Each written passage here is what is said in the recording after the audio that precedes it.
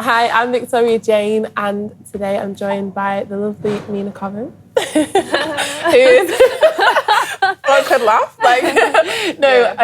I've really wanted to... You know, this is actually the first time I've met you. I know. And it's so strange because I feel like because of the pandemic and just in life in general, you connect with so many people on social media, but you don't get to meet them.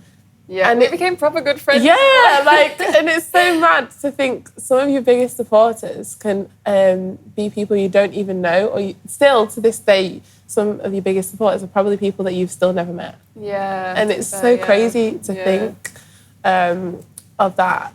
But obviously, your music, you're a singer, songwriter, musician. Straight up, out of the three, singing, songwriting, and playing instruments, which do you love the most? I think songwriting. I think that's probably the reason I picked up guitar was to help with songwriting. Oh, wow. Yeah, I think that's probably like where I feel my strength is. I don't know whether other people think my strength is like elsewhere. But if I had to give up anything, I'd songwrite for other people kind of thing. Really? Yeah. Have you songwrite for anyone but yourself? No. Okay. Because I'm still a little bit like trying to perfect my stuff first, if that makes sense. So tell me about who is Nina Cobham, like the music you make. No, that's a big question. That's deep. So like the music you have been making and that you make now, how would you describe like your sound? I think it's very eclectic. I listen to a lot of different music. I've been brought up on a lot of different music. And it's so hard to describe because everything I make feels like it sounds different. Yeah. Like but stuff I'm making way. now, but like stuff I'm making now is so different to what I was making like 3 years ago when people first started listening to, especially in Manchester. I think the first song that I put out was like, everyone was like, wow, this is the direction she's going, and then I released Solar and then like different things. So who is Nina Cobham? I don't know. I think it comes back to the songwriting thing. I think I like to express that and how I'm feeling through songwriting in each song. I feel like it is really clear, like you really make someone, you have the ability to really make someone connect to your music without people even knowing what you're saying sometimes as well. In the Spanish bit. Yeah. Like, let's actually go back to your childhood and like your upbringing. Because obviously, were you born in Spain? No, I was born in Leeds. Oh, you were born in Leeds? I was born in Leeds. That's crazy. But my mum's side of the family's from Manchester, which is why I've ended up coming here, because my grandma and everyone's here. But yeah, so I was born in Leeds. We've moved around like 7 different places. Like I literally like never stayed still. But from when I was little, we were going to Spain and seeing family friends that my parents had had since before I was even born. So that was already like quite a big thing because they become like aunts and uncles, and especially because like my early years were spent in church a lot. So that's a lot more like family. And then we moved there when I was 7, and I went to school there for like 3 years. But they were like in Spain? Yeah, wow. But that like 7 till 10 is such a core part of schooling. So I learned grammar and everything like in Spanish first before English. Yeah, like when I came back to England, my English was so bad. It was so disjointed. That's crazy. And then we've just stayed in England. I would be in Spain right now if I could. But Brexit, really? I'm not going to get into it. Yeah. Brexit's making a thing. My residency's lapsed. So. What is it about like Spain that you just love so much? I think the culture is a lot more warm. That's also kind of why I love the north of England, because I couldn't go down south. I'm sorry, but it's the warmth of people. Everyone's so friendly. The lifestyle, it's a lot more chilled out. Like it feels very stressed here. This is kind of, it stresses me going to London to do anything because everything's so fast. It's like I can work at a certain pace, but it's just so but also the sun. I've realised, like, recently, the sun affects my mood so much. I think it affects everyone, like, the weather. It's just crazy how much the weather can affect I you. went back for 3 months at the end of last year, and it was, like, 25 degrees at the start of December, and I came back to 3 degrees for Christmas, and I was like, oh, my gosh, I can't. Gosh. So, yeah, You're used to being in the warmth. And to be fair, I feel like that's why being in Spain, that period of your life, I think, really reflects on your music, not just because of the lyrics being in a different language, but because of the warmth. Because I'm guessing you wrote a lot of the music you released being over there? Or not yet. A lot of stuff that's coming. I think you can actually really tell because the stuff that I've shown people, they've been like, was this written in Spain? And I've been like, yeah. Okay. So I think you can really hear it. But I do think, being brought up with like family in Spain, and they're all musical, and just kind of that atmosphere of everyone playing instruments and whatever. Yeah. I think that really impacted my drive to do music. And then the inclusion of Spanish was because we went for like a dinner with people, and I'd only been releasing on SoundCloud, so this was when I was like 14, maybe. SoundCloud era. And they're all privated now. And they were like, you only make music for your English family, you don't make music for us. And I was like, oh, they were joking, but you know, you hadn't put like any Spanish, like not up until that point, because that was like a turning point where I was like, I really want to include you in, because they don't really understand English. It's not like a major city. It's a little small fishing town on the coast, you know what I mean? So that as much as they understand it, I wanted to include them, which was why I started using Spanish, and then obviously released a song, and then Manchester seemed to like it. And then I feel like, you know what, at the moment, there's not many people who make music with multiple languages in it and are as established in the UK as you are. I would say you probably might not think, am I established? I'm like, but I feel like you are, especially in Manchester anyway. Like, people know your name or know you or have heard your music.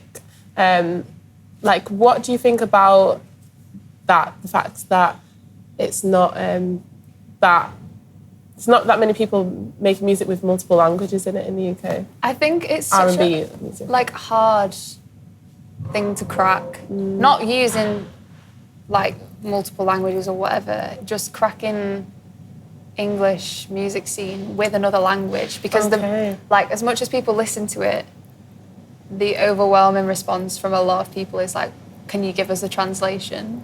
Which is like understandable because you want to understand it, but also it's kind of like, I feel like very, very broad thing to say here, but people in England like to listen to things in English and they don't really want to venture unless they're kind of like early adopters. They don't really want to venture into listening to other languages because they can't understand it. No, I do. So I think there's people like Big Pig and stuff that do it, and but yeah, I think it's definitely opening up and more people are definitely doing it. No, definitely. I feel like you've had like quite a journey, obviously, with you moving around and then finding your sound. Busy, mate. Yeah, and then working with like different people in and outside of Manchester. But I can definitely hear how your sound has kind of developed as well with who you've worked with, and even the production. Like, do you work with the same sort of people in production? I've started getting more involved in production. I think this is a massive thing. That's so like, great. I'm quite a control freak anyway. So even when I wasn't perfectionist, even when I wasn't control freak, ask any other producer. But I work with the same kind of group of people just purely because it's like I don't really like people inputting lyrics into what I'm doing, because I like saying what I need to say. I don't want to just write a song for the sake of it. But they're primarily in the US now, I think. Oscar moved to LA from London. I have a couple of producers in London, but yeah, so they're mainly in LA or New York that I work with. So it's over Zoom, so I get to do my little thing and write, and then we come on Zoom and I send them the stems and then we kind of work on it. And is that not hard to do it over Zoom? Because I've done one Zoom session before and it's like, It was so hard at the beginning. And then the whole last EP was done over Zoom. Okay. Really? The last EP was, except for one. Except for Too Much. Too Much was done in person. And then this whole EP, I got the producers from New York over to Spain Wow. And then the rest of them were done on Zoom. Like we just did a song in like 3 Zoom session days. That's crazy. Like, I think it's something that I just got used to. And then actually I probably prefer it now because I've got into the habit of it. True. You're comfortable doing it now. Yeah, and I don't know, it just gives you the space to be like, okay, well, we've done this in the session. I'm going to go away and write what I need to write on it and do what I want to do. I'll do it all myself and then send you the stems and we can just put them together. It works better. There's something about it that's just like, you feel like you've got more control over it. It's quite productive as well that way. Yeah. Also, like, you've got to really be on it because otherwise you can turn off the Zoom and be like, okay, I'll go and just do whatever. True. Do you know what I mean? It's not like... So I do still, like, go down to London to do sessions with people. Getting out and about. Yeah. But obviously, your past catalogue has been quite... Like, it's... The stuff that's on Spotify, for example, and Apple Music, it's got a sound, but like we were saying, it's quite diverse and different. And I feel like, you know, you've had a few releases. What colour does this feel like? That's the most recent one, isn't it? Yeah. Project-wise. Yeah. Why are you... Because I want to release so bad. I feel like this is the pain of everyone. I know. Yeah. That was released last, like, June, July. It feels like a lifetime ago. It was right? a lifetime ago. I've lived like 7 lives since. But like, how was making that? Because I feel like obviously the biggest song I think people in Manchester know you for is Solar. Did I pronounce that right? Yeah. Okay. Because I feel like people say Solar, so it's the Manchester accent, but it is the same thing. Either way, I don't expect people to say it in like a Spanish accent. Well, I feel like that's the biggest one, obviously working with Bipolar Sunshine on the remix as well. Yeah. And then to go to release a few more things and then the latest project, it feels like you've elevated and grown. But so how was it like putting that project out? I think it was a bit of a stress. Oh, really? Just because of the pressure. I really enjoyed making it, but then all the things around it, I don't enjoy, like all of the... When it comes to releasing? When it comes to releasing, I kind of like don't enjoy the logistical side of it. And I was a lot more involved in that than I think I could have been. For some reason, I just liked, again, like some level of control, like to know what's going on. And there were definitely areas that I didn't need to know what was going on. But in terms of the creation of it, I think I struggled with my mental health in the pandemic. So that was, a lot of those songs were kind of a reflection of that. They were quite sad. Like 2 of them especially were sad. Too Much was like about overwhelming people, and then Interested was about not knowing how to keep people interested. So it's just it was more of like a little diary entry maybe for me. And then it felt like loads of people then resonated with it, which was very lovely relatable. because I dropped it and then I had messages from people all over being like, oh, this song like really helped me in this part of my life and this and this. And that's the bit that I was like, oh, well, this is really... So that's the thing I was saying about your music, like people, you have the ability to make people connect to it, even if they don't know what you're saying, because I think it's like when a lyric is just married with a vocal, and I feel like you do that so well. Thank you.